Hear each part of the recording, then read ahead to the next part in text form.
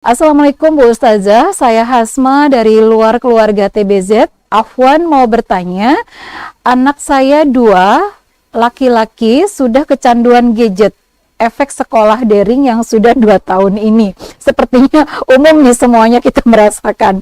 Sebagai ortu, saya sudah berusaha memberi contoh membuat jadwal membaca Al-Quran sampai memberi reward bagi yang membaca dan mengingatkan selalu, tapi hanya bertahan beberapa hari. Kesadaran anak masih dikalahkan dengan gadget. Apa yang harus saya lakukan lagi untuk anak saya yang SMP dan SMA ini? Tafadholi Umi. Ya, Masya Allah ya.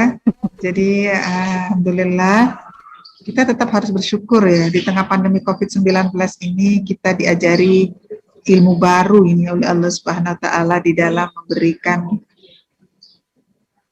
hikmah-hikmah yang sangat luas, hikmah-hikmah yang sangat mendalam, warna-warna kehidupan yang berbeda saat kita begitu tidak terlalu merasakan bahwa teknologi ini bisa membawa kehidupan yang lebih melejit ya. Semua urusan hari ini begitu sangat dirasakan.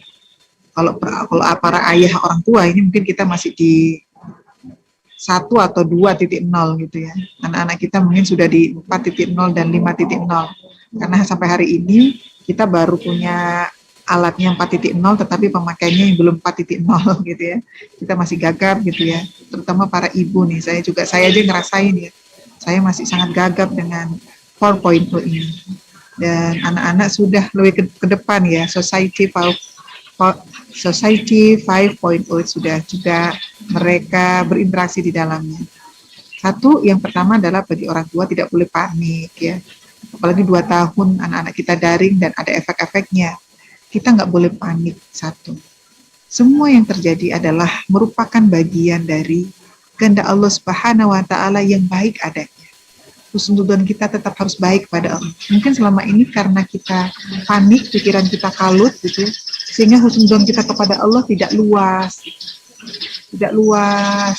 Sehingga kalau sudah husnudzonnya tidak luas, rasa syukurnya tidak luas. Kita harus banyak syukur kepada Allah. Karena syukur itu adalah dampak dari ikhlas gitu ya. Jadi syukur dulu, bersyukur Masya Allah gitu ya.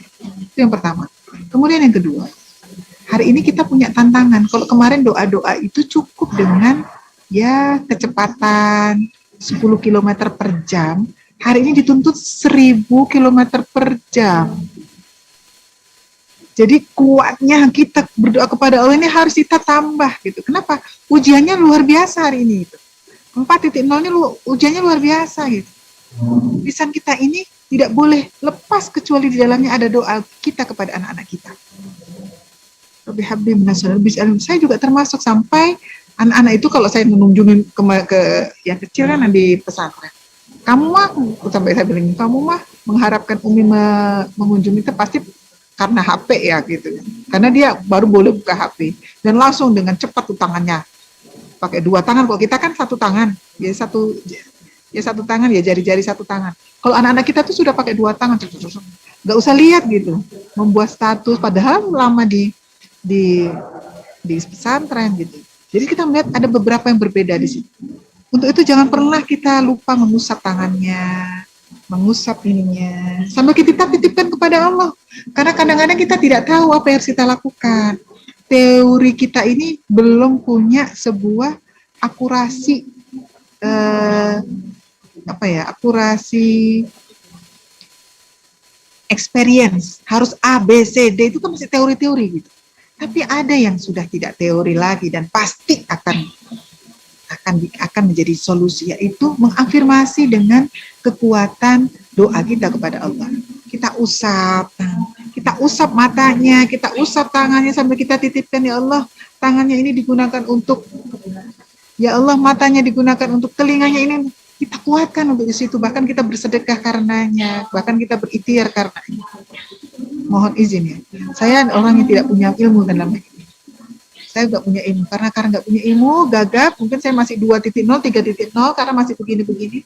Kalau punya HP secanggih apapun, masih WA, sama telepon, sama notes, itu aja yang saya pakai, yang lain-lainnya masih belum bisa.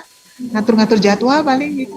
Padahal kalau digunakan tuh luar biasa, orang bisa berbisnis di situ dengan bisa mengendalikan 1.000 jaringan di situ gitu ya. Seluruh dunia bisa dengan satu HP. Saya masih belum bisa itu melakukan ini. Masih gagap. Jadi saya dengan kegagapan ini yang paling mudah, yang paling gampang dan pasti menjadi solusi adalah menyandarkan semua urusan anak-anak kita kepada Allah. Ya itu saya lakukan Umi, tapi biasanya orang tua melakukannya itu ya standar. Kalau baju itu enggak ada longgar-longgarnya atau sangat modelnya itu standar, pokoknya nutup gitu. Sementara yang dibutuhkan adalah anak-anak itu mungkin 1 hari 1 juta doa, mungkin 1 hari dengan suara kebaikan. Kebaikan yang kita lakukan kepada orang lain dan kepada kita kepada keluarga itu jadikan sebagai tawasul. Seandainya ini menjadi amal soleh yang penuh berkah di sisi saya, di sisimu ya Allah, maka aku titipkan keluargaku. Biasanya saya begitu, afirmasi. Kalau ketemu saya pegang tangan, saya pegang, saya cium, saya elus dari tengkuk sini sampai ke belakang.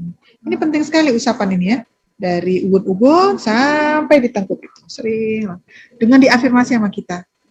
Ya Allah jaga terus gitu, tambahkan cintanya pada Al-Quran. Saya peluk sampai saya tambahkan cintanya kepada Al-Quran seperti aku memeluknya sekarang ya Allah. Ketika kita bersedekah pun semakin sulit sedekahnya semakin besar biasanya. Kalau saya begitu, saya pengen anak itu begini. Kan saya juga punya 7 anak itu berbagai macam karakter ya, berbagai macam ujian gitu. Ujian yang nomor 1, nomor 2, nomor 3, nomor 4, nomor 5, nomor 6, nomor 7 itu berbeda-beda gitu. Ah ini pasti meminta saya untuk melakukan hal yang lebih gitu. Kalau ini cukup dengan doa begini, kalau ini nggak cukup begini. Waktunya cukup gitu, 24 jam cukup. Rasulullah saja mendoakan keluarganya itu cukup di sana. Kita cukup insya Allah. Jadi kita jangan cukup insya Allah. Pertama adalah cukup, tinggal kita manage. Karena sesungguhnya itu adalah tuning kita kepada Allah. Jadi frekuensi kita nyambung dengan kecintaan kepada Allah sampai kita bercucuran air mata. Menitipkan anak-anak pas malam itu ya Allah saya titipkan saat mereka berdoa, ya saat mereka berinteraksi dengan Al-Quran, sekarang berinteraksi denganmu. Bahkan kita tuning, bangun malam ini nak, bangun dari jauh. Anak-anak saya juga begitu, berbicara dengan hati tidak dengan ini. Kalau dengan ini kita suka nadanya tinggi ya. Dialog dengan hati, kalau pas dekat itu ajak dia, kamu gini ya, kamu itu ada itu teorinya, atau namanya itu frekuensi apa itu, teta itu. Kalau orang yang pelajarinya frekuensi itu, sebenarnya Rasulullah SAW selalu melakukan itu, tuning para sahabatnya, sehingga ketika temu baru dapat senyum Rasulullah sudah selesai persoalan-persoalan, karena sudah dicun sama Rasulullah. Nah, orang tua ini harus sebagai tuner yang baik kepada putra-putri kita. Dialog hatinya kuat, ya. Jangan sedih. Yang ini yang ramainya, ceramah gitu pagi. Ceramah itu hanya di sini. Termasuk juga urusan gadget ini. Urusan gadget ini, karena ini adalah merupakan bagian dari ilmu yang dititipkan kepada manusia. Meskipun banyak sekali tawaran di macam-macam gadget itu. 350 kali seseorang membuka dan menutup HP-nya setiap hari. Kita bisa bayangkan tuh kalau Al-Quran hanya butuh 50 kali satu ayat itu bisa hafal. Ini 350 kali melebihi dari buka tutupnya. Untuk itu tangannya kita sering dilus-lus ya Bu ya. Terus pikirannya, terus matanya, terus kalau mau tidur kita peluk dulu, kasih afirmasi. Kalau nggak dipeluk dikasih gini. Itu aja dilakukan sampai anak itu menjadikan afirmasi yang kita lakukan adalah sebuah kenyamanan, sebuah ketenangan, sebuah kebahagiaan, oase kuatnya cinta, rasa kasih sayang dan merasa dilindungi. Baru kita keluarkan doktrin-doktrin dalam tanda petik untuk sebuah komitmen dan konsekuensi bersama. Kalau belum apa-apa kita udah teriak, kita ini nggak selesai. Maka itu kita harus tenang dulu, kita buat step-stepnya. Saya yakin alladzina jahaduna fina lanahdiyanahum subulana. Siapa yang bersungguh-sungguh mencari jalan-jalanku untuk mendapatkan jawaban-jawaban dan pertolongan-pertolongannya. Allah udah janji akan ditunjukkan jalan-jalannya. Ya, kita tidak tahu, tiap keluarga pasti berbeda-beda, tapi jalannya adalah bersama Al-Quran. Insya Allah bersama Al-Quran semuanya akan mendapatkan kedudukan, mendapatkan jawaban, mendapatkan pertolongan, dan bahkan mendapatkan solusi yang pas dan tepat. Itu mungkin dari saya. Kalau yang lain-lainnya itu teori ya, gini, harus begini. Saya pikir kalau kita kadang-kadang kata ini begini, itu kadang-kadang buat kita ya, buat saya sendiri sebagai orang tua, kadang-kadang liarnya gitu ya. Udahlah, saya mah kembali lagi kepada Allah. Saya afirmasi, dan itu ada ininya, ada efeknya. Ada efeknya, anak-anak kita jadi lebih lugu, lebih senang duduk sama kita, berinteraksi dengan HP-nya kita batasi. Nanti jam segini 1 jam ya, nanti sebelum tidur 1/2 jam ya. Itu kita lakukan ya, paling tidak kalau kita tidak bisa menghapus semuanya ya kita kurangi. Sambil terus kita afirmasi anak-anak kita ini. Anak-anak SMP itu kan saatnya bersama ayah. 10-15 tahun itu adalah faktor ayah. Ayahnya harus ada, nggak boleh nggak ada. Karena ayah yang akan menegaskan A, B, C. Nah gitu. Di usia itu adalah usia ayah. Ayah ada. Dan penting biasanya usia SMP itu ayahnya sedang karirnya naik gitu. Usia 35 tahun ya. Itu lagi naik.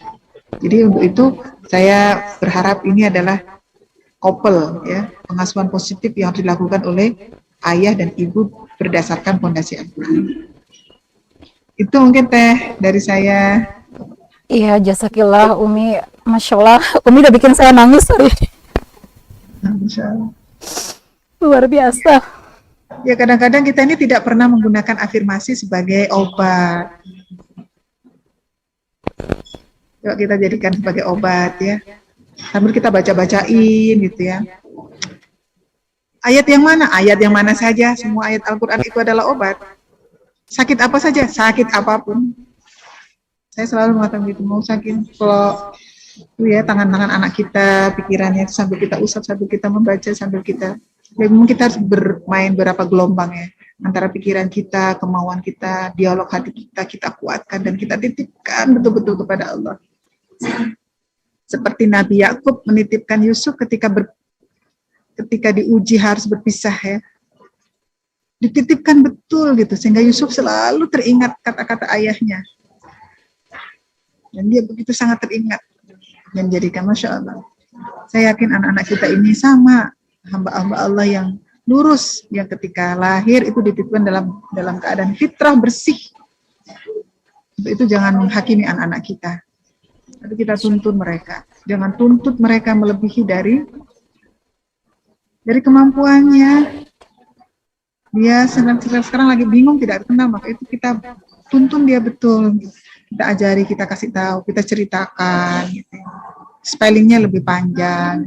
Mungkin kalau saya anak-anak saya perempuan ya, jadi memang senangnya tuh, ayo Umi cerita, udah ini baca aja bukunya. Saya bilang, nggak mau pengen ceritanya Umi. Nah, setiap habis sholat subuh itu biasanya saya cerita, meskipun hanya 1/4 jam. Cerita. Terus kalau mau tidur cerita, lagi habis sholat isya. Dulu waktu mereka masih kecil, kalau sekarang kan udah pada menikah semua. Jadi mereka, ya alhamdulillah itu bisa dijadikan sebagai hikmah ya, sehingga ketika membangun keluarga-keluarganya sekarang menggunakan itu. Dan mereka saya melihat berkomitmen ya untuk itu. Saya juga merasa bahagia dan merasa bersyukur kepada Allah Subhanahu wa Ta'ala. Itu tetehku yang saya